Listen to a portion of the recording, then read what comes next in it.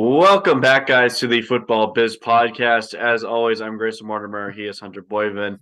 We've had a slight layoff. Midterms were in effect, so naturally, we have not been able to make an episode in a couple of weeks. But while we won't be able to cover everything, I think we'll be able to cover a lot in a fairly decent amount of time, hopefully. But yeah, let's get right into it. And we'll hop in with some Premier League results that happened in the last couple of weeks. The first big one was Manchester United against Liverpool, which happened last weekend, and I think everyone that even watches the Premier League or even doesn't watch the Premier League saw this result. 7-0 was the result. Cody Gakpo scored twice. Mohamed Salah and Darwin Nunez also scored twice, with Bobby Firmino getting in on the score sheet as well. And yeah, I mean, I was kind of speechless after this game. I don't really know what to say. Thankfully, for Man U fans, they did rebound in the Europa League, but that's an embarrassing result to say the bare minimum. There isn't really much else to add to that other than it was just complete domination. Yeah, I agree with that assessment, but I'm also going to say that I still think Man United are better than Liverpool right now. They're a more complete team. And I guess maybe it's up to Liverpool to prove that themselves, although, as we saw today, they did not do that. They went right back to their old ways as far as the rest of the season goes. They lost to Bournemouth, I believe, today, 1 Yep. nil, and then, of course, they have a game in a couple days, few days against Madrid, which doesn't seem like it will go too well, but we'll see. But uh, I think for people, the game itself was embarrassing for sure, but as far as Man United's goal for the rest of the season, I think they're still going to get top four. I don't think that changes with this. Yeah, I agree. I don't think that as a season it's going to affect Man United too much. They're still very much one of the favorites of the Europa League, and they are still in third place. So, despite the embarrassing result, I don't think Man United fans have too much to worry about. I think there's still plenty of reason to be optimistic to get back into the Champions League, as well as push to win the Europa. Um, and yeah, Liverpool were brought right back down to earth by a team they beat 9-0 earlier this season. And yeah, that's a pretty embarrassing result for Liverpool themselves. But we'll talk more about this weekend of Premier League games next week. I think there's more to cover from the last couple of weeks. But yeah, Man U had a bad day, but they did rebound in the Europa 4-1 on Thursday, so that was a big result. And another big result, also involving Bournemouth, was that Arsenal were able to beat them in the Premier League. Bournemouth were up 2-0 in that game. I was just laying on my bed watching that game. I was really happy for most of it, and then Reece Nelson scores an absolute banger in the end. And yeah, I was pretty pissed off after that. But overall, I mean, Arsenal definitely had the better of the play. Bournemouth were absolutely on their heels the entire time, and Arsenal once again proved that they find ways to win in tough situations. Yeah, did see a tweet that game when Reece Nelson was being brought on. Someone was like, Arsenal need a goal, and instead they bring on Reece Nelson, and they're laughing about it. And then immediately he assists the second goal, and then, like you said, he scores the game winner. So, yeah, Arsenal really, I guess, was just meant to win that game. Uh, it's their season. It's their season to lose as well. So, I think they play Fulham tomorrow. So They do. that's up to them now, especially after the result today for City. Yeah, pressure is definitely going to be on for them tomorrow, and yeah, we'll see what happens in that game and cover it a bit later on. But Fulham is a tough team to play. They're seventh in the league for a reason. They're not a bad team. They have a lot of quality in their midfield, especially with the likes of Palhinha, and then obviously Mitrovic going forward. So it, it's going to be a good game, I think. Fulham are not a team that's just going to get brushed aside easily. Arsenal are going to have to fight for this one, and if they don't, then well, that may come back to bite me. But I do think that Fulham is a tough team. This is a chance for Arsenal to really prove that they're that type of quality team. Fulham is one that has given some teams trouble in the past, like the likes of Chelsea, especially.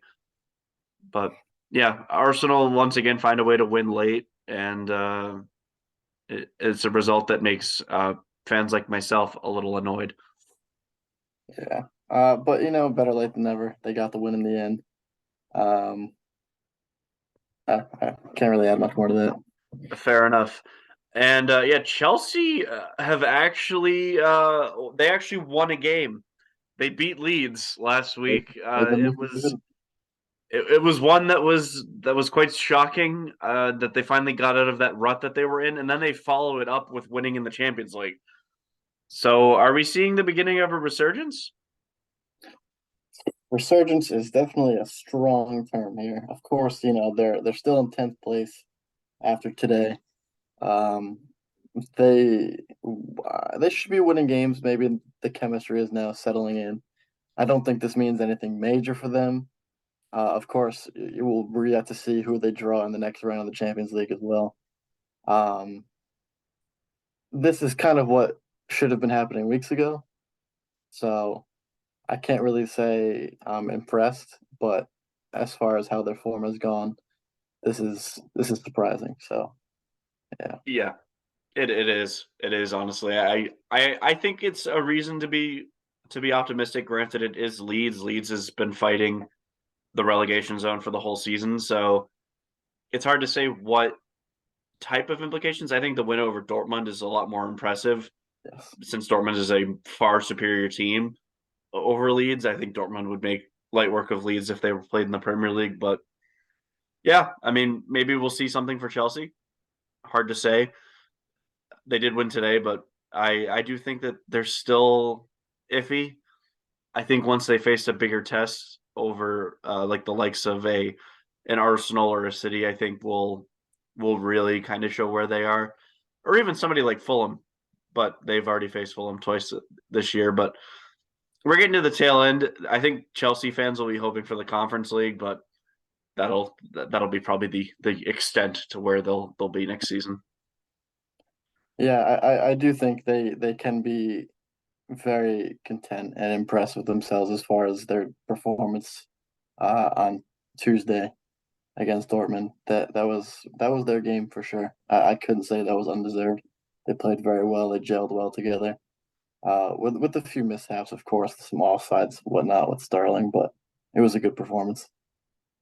Yeah, and then the last game we'll talk about a little bit for the Prem is that Tottenham lost to Wolves last weekend. Now, on the flip side here, before I completely roast Tottenham, Wolves have been better recently. They've had some good results. They beat Liverpool.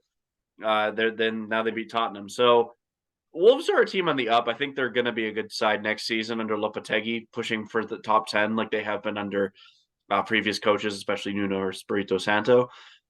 Wolves played well. Tottenham, their inconsistency is just it's staggering at this point. But yeah, I still think that Tottenham is the favorite. Liverpool's also been inconsistent this year, so the fourth place is still very much up for grabs. But Yeah, I would say Tottenham would be the favorite for that. especially with Newcastle kind of falling out of favor here. They definitely need to pick. They are a few games behind, like honestly, a lot of games behind. So hopefully they can do more than just a 1-1 draw like they've been doing recently. Um, but honestly, I don't know. I can't really say who I have for fourth place right now. I would say United is safe at third. I'm not really gonna debate that because they do have two games in hand as well.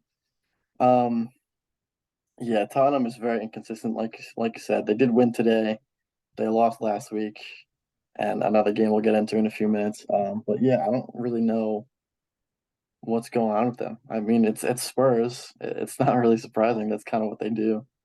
Just Spursy things. Yeah, Yeah, there's nothing really I can add to that, but I mean, Tottenham has been pretty inconsistent the whole season, but I have no idea what their season's going to entail. What I will say is Harry Kane needs to go to a different team. He really does. Like he broke Tottenham's record. He's given his all to that team.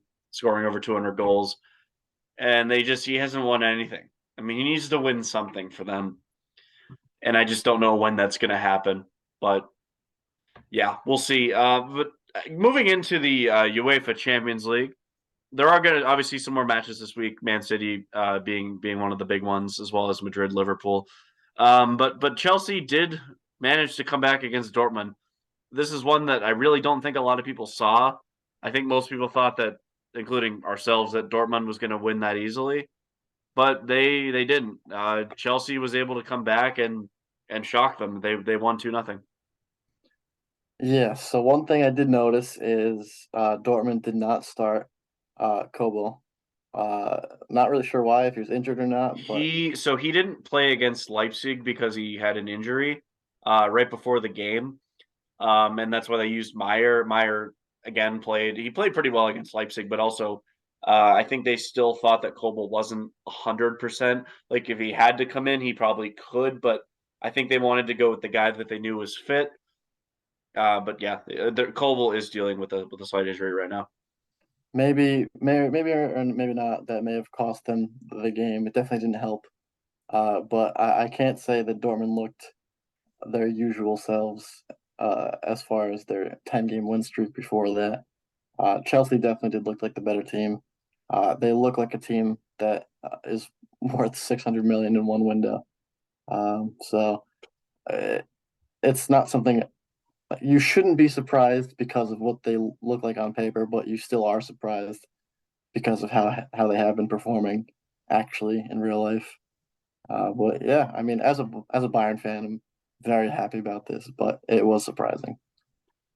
Yeah, not a good day for Dortmund. I do think that uh, I think they've exhausted themselves a little bit potentially because of the 10-game win streak since the World Cup break. But I don't really know what to say about them.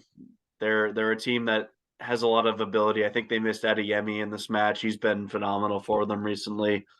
Gio Reyna looks pretty good, but overall, not a great game for Dortmund, and another season where the Champions League unfortunately eludes them again. But yeah, moving on to the next game, that would be once again Tottenham doing Spursy things and failing to beat Milan at home. It was 0-0, but Milan advanced with aggregate. And yeah, I'm just going to reiterate my point from earlier. Harry Kane absolutely needs to leave this team Mhm. and just go to Man United and win some trophies or something, man. Like that team's on the rise. Just go to them. Like they have Rashford, they have Anthony, they have Bruno Fernandez, Sancho, they have other guys. It's a Like great team. just go there and win a trophy, win something. This guy would win. He would have won the league's cup. He would have started over Weghorst.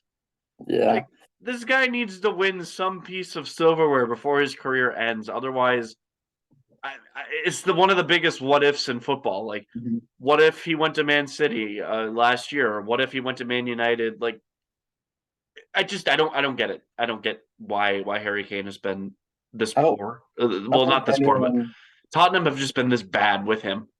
I don't think anyone would blame him for leaving either. So I'm not really sure what's holding him back. I wouldn't say this is a team with a great heritage, so there's no reason to stay loyal to them. I mean, you've been loyal enough where you've stayed for years and years. I don't think anyone's going to be upset if you up and leave for anyone, really. You deserve a trophy of some kind. Yeah, I don't. There's so many teams that could use him.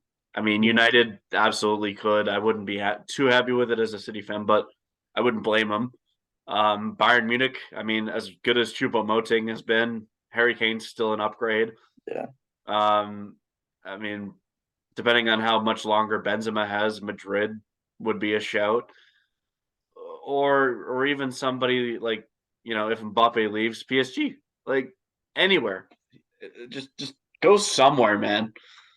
Um, but yeah, it's hard to say why he hasn't left yet. But as for AC Milan, good bracket win for them, and they'll move on. I don't think they're one of the favorites per se, but I think they'll give somebody some trouble. Yeah, it was definitely stale. The performance on both ends. Never really want to see 0-0 uh, as a neutral. But yeah, I would say Milan is probably the better team there by a very slim margin. So, well, whatever. Yeah, not really much else to say there, but a match that you'll be happy about was Bayern Munich tossed Paris Saint-Germain. Hmm. PSG once again failed to do anything in the Champions League, and yeah, Mbappe, Messi go home empty-handed in this case. And if there is one thing that hurts both of their Ballon d'Or odds, it's the fact that they just got tossed by Bayern Munich in the Champions League at the round of 16, so they don't have that on their pedigree. Yeah, I mean, listen, Mbappe shouldn't have played those stupid games, however long ago that was when he was playing with Madrid.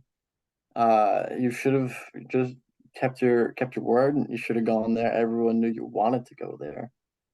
It would have been a fantastic move. You would have won a Champions League, literally that season, actually. So I don't know. That's really on him, but I'm proud of the boys uh, at home taking 3-0 total aggregate score. The first half, I would say, definitely looked a little bit more like PSG's game, kind of like, damn, what's happening here? But Mathis Delict, what a superstar performance from him all game. Besides the fact from that whole goal line clearance, that plus just the rest of his performance was amazing.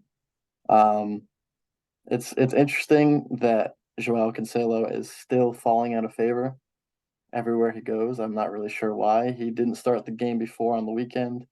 He didn't start against PSG. He was brought on in the 80 something. And he did start today in their game and he scored. But beyond that, to not make two games in a row is kind of weird. Not really sure what's going on with him. Yeah, I mean, maybe it's possible Pep Guardiola knew something that the rest of us didn't. But I don't know. It's hard to say why he's not playing as a City fan who, it's possible he could come back to us. I would rather him be playing and, getting all that experience in. Obviously he's 28 now, but still I would rather him be playing, be sharp. Instead he hasn't, I don't know, he hasn't been there. But Played uh today and he scored his first Bundesliga goal, which is great. But again, the 2 game absence is kind of weird. yeah, maybe he was dealing with a minor injury. It's, there's a lot of different possibilities, but overall, I mean, good result for Bayern Munich. They didn't need him in that game. Choupo-Moting and Serge Gnabry getting a couple good goals and sinking PSG's hopes once again. So I was pretty happy about that. Very happy. And then the final tie that was decided once again, a Scott Parker masterclass of absolutely getting destroyed. 5-1 to Benfica. This match wasn't even a contest. Parker's now fourth in the Belgian league with arguably the best team. I still don't understand this hire, and yeah, he was completely blown out of his depth in this game, and Benfica ran right all over him. Rafa Silva ran the show. Gonzalo Ramos had a goal or two, and then yeah, it wasn't even close. I feel bad for Tejon Buchanan. Yeah, I would say a certain number of teams, if Benfica were to come up against Chelsea or Milan, I think Benfica actually have a great chance of winning that against those two teams. Of course, being the only confirmed ones besides Bayern. I think whoever they come up against is not going to be happy because, of course, Bruges is not that good right now, especially with Scott Parker, but Benfica is not a team to be taken lightly right now. No, absolutely not. Now, what I will say is Benfica will not win the Champions League. I mean, that was laid in stone by Bela Gutmann in 1962. So they're not going to win anything until at least in Europe until at least 2062 because of the 100 years curse that he gave them. It's a famous one there. I remember in the chat this week, Evan was saying that he wanted Benfica in the final, and I was like, well, if they do, whoever's against them is going to feel like $1 million because they're going to win. Um, I mean, this team has made 7 finals in Europe since the curse was implemented. They've lost all of them. So I think it's one of those things where it's like whether you believe in superstition or not, this is one of those things where it's like, huh, yeah, maybe this team is actually cursed. I mean, obviously dominant in Portugal, but in Europe they don't do anything. Yeah, sometimes stuff like that happens. I did bring up in that same chat. I was like, if that curse is real, then this curse on City is as real as well. Of course, we saw that a little in play when they played Chelsea a couple of years ago in a game where I thought Chelsea had no business winning. Um, but things happen, things change. Um, I think City really need to figure out what the hell they're doing this week.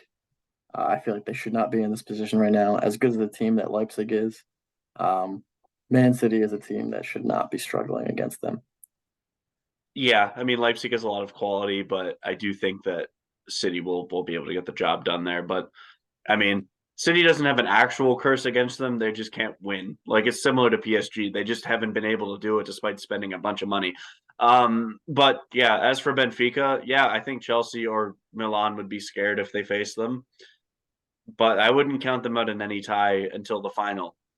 Last year they made the semifinals. They lost to Liverpool. So we'll see. Benfica's a team that always seems to make good runs, but it's also Porto. Porto's still out there, so looks good for Portugal, but we will see what happens. As for the Europa League, we talked about United winning over Betis earlier. It was a 4-1 win. We don't really need to elaborate too much on that, other than the fact that all of United's forward guys scored. Well, the one I do want to talk about a little bit is Juventus was able to beat Freiburg. I think this team wants to win the Europa League more than anyone else. They're obviously knocked down by that point deduction, but they could still make the Champions League if they win this competition. So good win. And Di Maria scores the goal, and good result for Juve at home. I believe I'm going to double check this right now. Yeah, Juventus is in eighth right now, so they're slowly trying to climb their way back up, at least to a guaranteed Europa League spot next year. Um, yeah, I would say the only team that might want this more or equally is United because Arsenal have other things to worry about. They should be focusing mainly on the Prem. I would say that's something that's definitely more in their control as far as no bracket and whatnot. But yeah, Juve have looked pretty good. Di Maria, especially the past couple weeks, has been on fire, which is odd at his age. He's kind of resurging since the World Cup, which is always good to see. Um, but yeah, I'm sure they can take this over to the next tie and win, go to the next round. Juventus. Yeah, I think they will. Now I'm not going to discount Freiburg here, but Yeah, overall, it just doesn't. I just don't think that they're going to be able to beat Juve. But yeah, Di Maria has been phenomenal since then, and yeah, I don't really think there's much else to say about him. I mean, he's just been that good. But as for Arsenal, I mean, as you said, their big focus is the Prem. They drew 2-2 against Sporting CP away, and not the worst result for them, but I mean, you can't discount Sporting CP. They could have a chance at winning this tie at the Emirates. I mean, of course, I would give Arsenal the benefit of the doubt no matter what, especially at home. But not going to be super surprised if it's not really their main focus. Like I said, they have bigger things to worry about, and what I would assume is really more important than a Europa League. Yeah, for sure. And Arsenal, they do have that 5 point gap, too, if you include today's match with a game in hand. But yeah, I think Arsenal's going to be feeling the pressure in the Prem. I think they're going to focus more on that. I would if I was Mikel Arteta. Um, yeah, there's not really much else for that, but a couple other results that happened: Roma, Leverkusen, Sevilla all did win 2-0. The only one I think that's really somewhat relevant is Sevilla, because this team has been abysmal in La Liga this year. Like they've been really bad, but they're still in the Europa League, and that's their competition. They always seem to win. That's another win for them in this comp. And even though they've been terrible in the Liga, I wouldn't count them out of winning the Europa League. It just seems to be their competition. Yeah, especially this round. You're going up against Fenerbahce. That's not really a team that most European giants, not really, would care to care about. It should be an easy win for them. Yeah, not really much else to say about Sevilla, but they just I mean they've been really bad in the league, and hopefully this is a sign of things to come for them.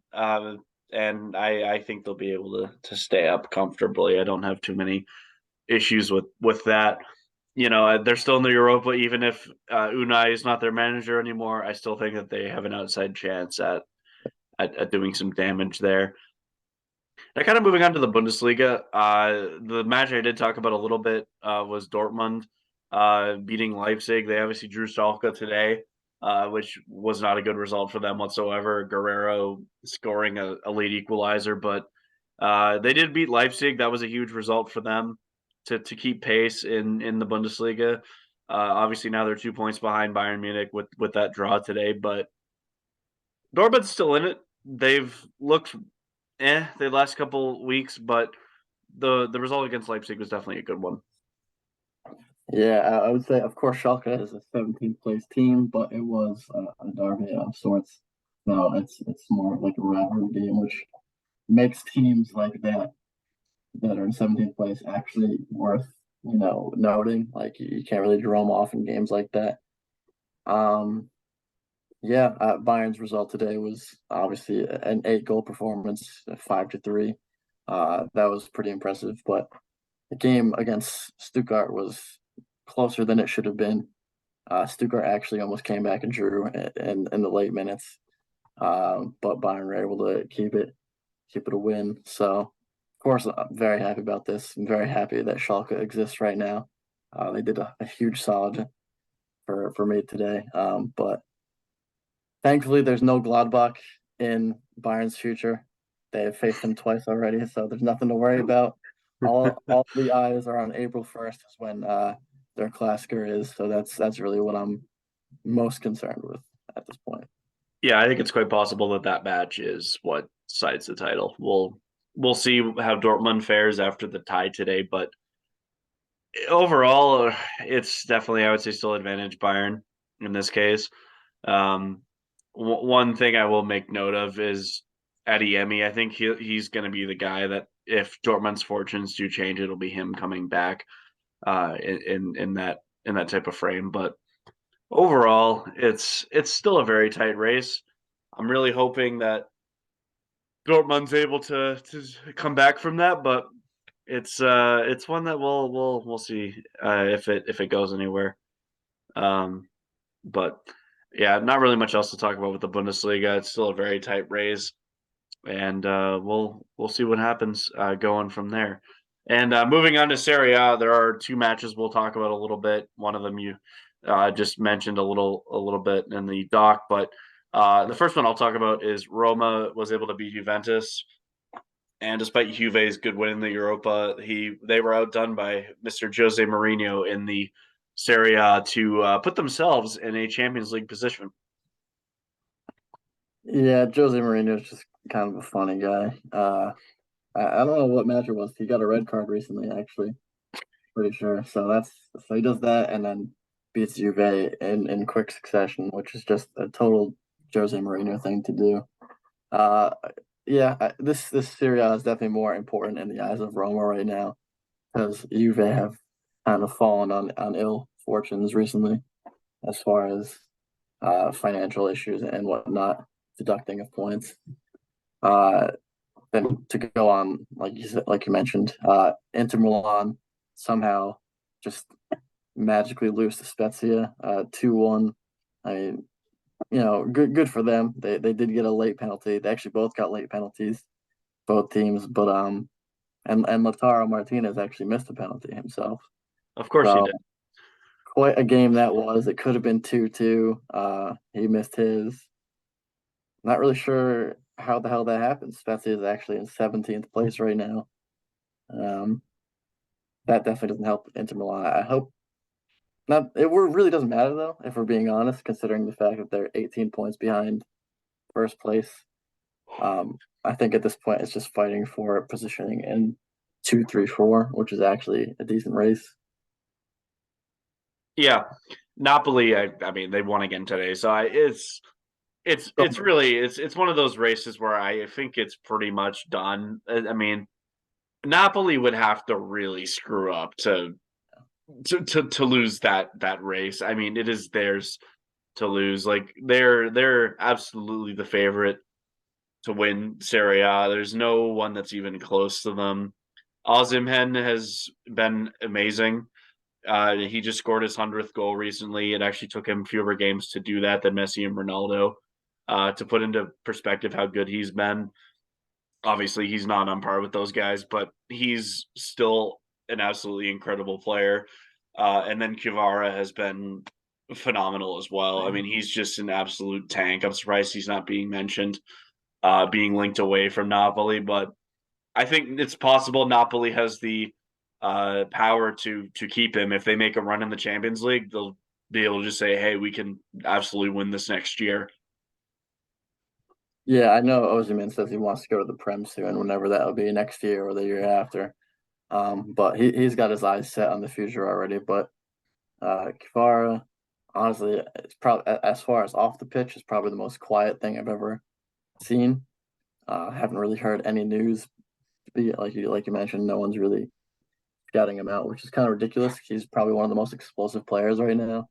Uh, Besides players like Mbappe and whatnot, like he could run a pitch, and whether he's assisting or passing, he does it all. And I think he's one of the most entertaining people to watch right now. Yeah, ironically, Osimhen's replacement at Lille, which is Jonathan David. Ironically, he also said he wants to go to either the Prem or La Liga. So we'll see if he does. And David actually did just break the Lille record in the 21st century of goals. He broke Eden Hazard's record. But that aside, yeah, I'm surprised Kivara hasn't been mentioned going anywhere else. I mean, this guy is insane. It could be because he's not from a big name market country, like he's from Georgia, which hasn't produced a ton of top class players. He'll probably go down as, if he has a successful career, he'll go down as the best one ever. But I really don't understand it. Like this guy is generational. I mean, he is very good. But that's really all I have to mention about Serie A. Is there anything else that you No, want to mention? it's Okay. pretty stagnant right now. I mean, Napoli literally is 6 wins ahead of second place, so it's over for first place at least. Yeah. One last thing I do want to mention before we get into our usual segment of the week. MLS has started up this 2 weeks ago, and the New England Revolution, who is the local team for both of us, was able to win its first 2 matches, and that's actually the first time that they've done that at the start of a season, which I found a bit interesting since they've been in the league since '96. But I actually was able to attend the game against Houston, which they won 3-0 over Hector Herrera and the Houston Dynamo. Very convincing win. Now, I don't know how much of our viewership follows MLS, but it was a great game. The game against Houston, they obviously beat Evans Charlotte in the opener, which made me very happy. But I do think the game against Houston shows that the Revs are a team that is to be reckoned with this year. Dylan Barrero, who we got from Colombia, he's a Colombian player we got from Brazil last year. He's been on fire the first 2 games. He's looked like an explosive player for MLS. Definitely one that I think will get linked away from the Revs at some point, but also 2 clean sheets for New England. So it's good to have them back. I am probably going to go to the game against Nashville next weekend, really hoping that the Revs have a good season and maybe, just maybe, we can win the elusive MLS Cup. Listen, that would be really cool to see. Of course, there would be a parade after that, I would assume, which is always fun. Other local teams for us, the Patriots parades and whatnot. That's always been fun to go to. So that would be fun. Of course, that's super far in the future as far as the end of the season, but one could hope. Yeah, one could hope. And actually, for more so for you, they're actually adding a team in Providence in the USL. Well, yeah, we'll keep up on that. Honestly, I would like to go to more matches myself. just in Yeah, I general. mean, maybe next year when both of us have jobs, we'll be able to both be season ticket holders for the Revs. But they're not too far. I mean, they're not too far from Rhode Island. They're in Foxborough, so still at Gillette. Well, obviously there's been the giant push for the stadium, but yeah, Houston were absolutely outclassed in that game, though. I mean, it was a revolution performance from front to back, and yeah, good start for them. And I'm honestly pretty happy about that. They do face LAFC tonight at 10:30 Eastern time. I mean, that's pretty late, but I have a lot of reason to be optimistic for this incoming season. Yeah, I think LA is they have a lot of older players too, so maybe the Revs can pick it up a little bit, but it might still just be LA's uh, league, honestly. Yeah, it'll be a good game. I think if it's one of those matches where if we get a tie, I won't be mad. Like that's a well earned tie. Like in a tough place to play. It's the team that just won MLS Cup. There's some quality players in that team. Carlos Vela, yes, he's older, but Giorgio Chiellini's still playing for them. And then there's guys like Cifuentes who are immense talents. He'll be linked away with the league at some point, I'm sure. Um, but yeah, there's a lot of reason to be optimistic as a Revolution fan. But as for LAFC, they also have had a good start to the year, and we'll see if they're able to match this Revolution start.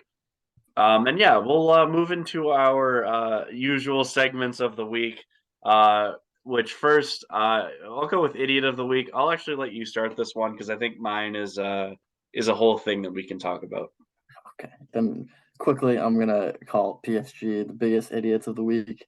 You spend all this money, you got arguably three of the top 10 players in the world right now. Of course, Neymar's injured, but you got Mbappe and Messi, and you can't get past the round of 16. And it's been a consistent thing too. This is not a one-off thing. Of course, against a team like Bayern, you got one team that's gonna fall, and one person's gonna get that criticism. But PSG has spent unbelievable amounts of money, and of course, an oil-backed team. So it's just kind of it shouldn't be losing this early in any competition. Yeah, I can't really refute that, but I do think it'll be beaten by the guy that I've mentioned. So I'm going to give a couple shout outs before I get to mine. This one is Manchester United. Like, how do you lose 7-0? I mean, come on, 7-0 to your biggest rival too. Like, that's just stupid. If they didn't rebound in the Europa League, I would put them a little lower, but they were able to do that at least. But still not escaping that mention there. And then the other one is Kyle Walker. He had a misconduct allegation against him. Man City have already said that it's probably not going to be that bad. Um, so, I mean, Walker's had some interesting things outside of football in the past, especially during COVID. And he's done some questionable things, but hopefully we'll give him the benefit of the doubt. But I really hope that nothing serious comes from that. Hopefully it gets resolved. Um, but my answer for this week is Josip Bartomeu, former president of Barcelona. He has come under scrutiny and under fire for directly paying officials, paying the referees organization uh, uh, when he was at Barcelona. Uh, that's absolutely inexcusable. I get that Man City have done financial breaches. I get that other teams like Juventus have done financial breaches. This, I think, beats that. I mean, this is what Juventus did in '06 was was pay referees, and that's what got them relegated. Now, I don't think Barcelona will face anything from this because it was mostly just Bartomeu. I don't think it was the club, but he is absolutely deserving of this spot this week. This is something that could plague Barcelona. Yeah, I heard a little bit about this morning. Not surprised. He was a clown. Never really liked him, and And no one um, did. no one did. No, Messi didn't like. No one liked him. So I mean, for if something's gonna happen, something even small will happen to Barcelona. But maybe this guy should get major lawsuit or throw him in jail. I don't, it's just depending on how serious it actually is. Come to find in weeks time, months time, but yeah, you never like to hear that, especially like you said with Juventus. It's just kind of a slap in the face. Yeah, with Juventus, I mean, it was the greater club that was. I mean, everybody was on board with that. This just seems like it was the president of Barcelona. And I honestly feel bad for the club and the players. They're already going through enough being in the financial jeopardy that they are in. And they're still able to attract big names, but this doesn't help them. I mean, this if they get a fine, I mean, any loss of money right now hurts Barcelona. So if they get hit with a, $5 or $6 million fine, that, for other clubs like Man City, that's not even that much. But like for them, that's potentially detrimental. Now, obviously, they're going to win the Liga. I don't think Madrid is going to catch them, but and they'll get an influx of money from that. But they're out of the Europa now. They're out of the Champions League. The only source of income for them from a domestic competition is going to be La Liga. Maybe the Spanish Cup, but I don't think that gives them a lot of money. It's really just going to be La Liga. So, and we already know that Tebas is clearly a Madrid fan. There's no there's no doubt with that. But I think Bartomeu might have just hurt his club, like his former club, even more. I mean, if Barcelona gets fined from this, which is quite possible, he should go to jail. I mean, he should not escape this. This is a direct conflict of interest of the game, and it's one that is continuing to haunt his club. I don't really think he ever cared about Barcelona. Honestly, the actions that he took the last couple of years of his tenure, and just in general, just don't really like him. So I'm not surprised that this comes from a guy like him. Yeah, and I really I do hope that Barcelona is able to turn it around as a club. Now, obviously, they've made great strides so far with the new president. I for some reason can't think of his name right now. Um, I should know that, but I do think that they've been able to make use of what they've been given, but they've already given away a bunch of their ownership, and a lot of money has been already lost on their part. And if this comes back to bite them in court, we could see Madrid dominance for a while, which I would take, but at the same time, I would know it wouldn't be because of Madrid. It would more be because of Barcelona's mishandling. So I don't know how I'd feel about that 100%, but hard to say. For what will come of this, I'm not a lawyer. I'm not an expert on any of this stuff, so I don't really know what will happen to Barcelona. I can't really predict that right now. Uh, but if I had a guess, I would say it would be something like a fine. I don't think they'll get a transfer ban. I don't think they'll get a. It's very different than what City did. I don't think they'll get a transfer ban or a point deduction, but I think there's every reason to think that they'll get a loss of some revenue. Yeah, Laporta is the name you're looking Yeah, for there. Joan Laporta, that's right. Yeah, I don't know why I couldn't think of him. Uh, well, I think we've exhausted that. We can move on to whatever which part of the segment. Yeah. Bartomeu is an idiot of the week. I mean, it's not a good look for Barcelona. As for goal of the week, I'm going to go with Reece Nelson versus Bournemouth.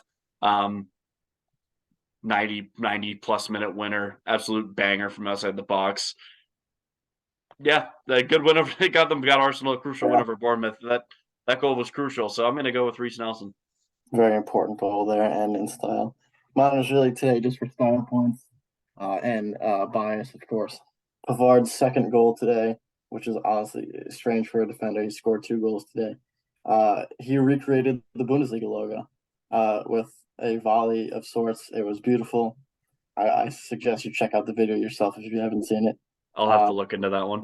he literally recreated the Bundesliga logo midair. Scored a nice goal against Gikiewicz at honestly I already forgetting the name Augsburg, but it was nice to see. It was just style points. But yeah, they won that game comfortably. Fair enough. Yeah, that's a good shout. And our final segment of this week is Hero of the Week. I'll let you go first because mine is a pretty good one, I think. Briefly mentioned it earlier, but Delict, his goal line clearance against PSG completely changed the tide of that game. I think if PSG scored that goal, obviously it would have been 1-1 at that point as far as aggregate. So it would have been very different. Wide open net. How do you mess this up? But he came to save the day. He rescued us, and again, just the whole performance in general was worth a shout. Yeah, I can't really refute that one too much. I get it. Why you chose that one. My pick this week is Cristiano Ronaldo. Now we haven't always heard his name that much recently. He's been fairly irrelevant since being in the Saudi League. I mean, we kind of knew that was going to happen, but a headline I saw recently with his name in it was that he donated a fair bit of cash to the victims of the earthquakes in Turkey and Syria. So for being outside of the game, like that's something that obviously is just a player donating money, but that's something that's really I think a touching thing, and it's something that makes me very happy to see that Ronaldo, despite the fact that a lot of people think he's got the ego of an inflated balloon, which at times he does. This is a very good gesture from his part, and I definitely think that more people should jump onto this and really try to help support the victims and their families of this terrible tragedy. This is something bigger than football, and Ronaldo is doing his part to contribute to it. Yeah, I mean, listen, all these players are making more money than they ever need in their lives. I don't see a reason that they couldn't donate just a little bit of it. So good on him. Of course, he has probably the most money of any footballer ever. Him or Um, Messi, yeah, I think I'm pretty sure it's him. so yeah, either way, you're up there. So good on him. That's a good choice to do with that. And hopefully other players follow suit. Yeah, exactly. And I think there's a lot of good that's come from that. Obviously, there's the initiative that Juan Mata started a while back, where players would donate 1% of their salary to his foundation, and his foundation would go on to help a lot of other people. Um, and I'm going to give a slight shout out for a different hero. Houston. I'm going to go back to the Revolution versus Houston. So something I've been doing this year is trying to get a bunch of MLS players to sign my MLS flag. Now Houston obviously got completely outclassed in that game, 3-0. But defender Daniel Steres was nice enough to come over and sign it for me. So I'm going to give him a special shout out. He's a great guy. He's 32. Is a big family guy and former defender for the LA Galaxy. Played over 100 times for them. Um, but yeah, I mean, he was on the bench for the game, so he wasn't really too involved with it. But still a nice enough gesture, and I'm going to give Daniel Steres a shout for being a good dude and signing my flag. So Yeah. the second of many, hopefully, from this season.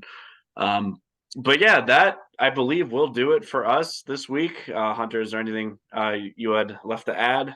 No, I think we're all good. We covered most of our bases there. Yeah, so obviously it has been a bit of a break, but I think we just covered a lot in just under 50 minutes. So yeah, we talked about the Prem, Man United being destroyed by Liverpool, or as it's in our doc, Maguire pool after Evan. Arsenal left it late against Bournemouth, but they did get the win. Chelsea finally won a game. Tottenham did lose to Wolves, and the Prem is really beginning to shape up. But then we went into some Champions League matches. Chelsea beating Dortmund, Milan knocking Tottenham out, Bayern Munich knocking out PSG, and then a Scott Parker masterclass losing 5-1 to Benfica. And then we talked a little bit about the Europa with United, Juventus, both winning. Sporting CP drawing Arsenal as well as Roma, Leverkusen, Sevilla all getting wins. And then Dortmund beat Leipzig and drew Schalke. That has big implications for the Bundesliga. Bayern Munich have obviously taken a 2-point lead there. They won twice in the last couple of weeks. And then we talked about Roma beating Juventus and Spezia beating Inter, and then a little bit about Napoli and their absolute dominance of Serie A this year. Then, of course, we moved into our usual segments of goal, idiot, and hero of the week. Idiot, obviously, I think Bartomeu takes the cake this week, but there's a lot of shouts. Kyle Walker, Man United, PSG, were all mentioned there. Goal, we said Reece Nelson and Benjamin Pavard. And hero, we finally tied it up with De Ligt and Cristiano Ronaldo, as well as me giving a special shout out to Daniel Steres from the Houston Dynamo. That will do it for us this week. As always, I'm Grayson Mortimer. I'm Hunter Boyman. And we will see you next time.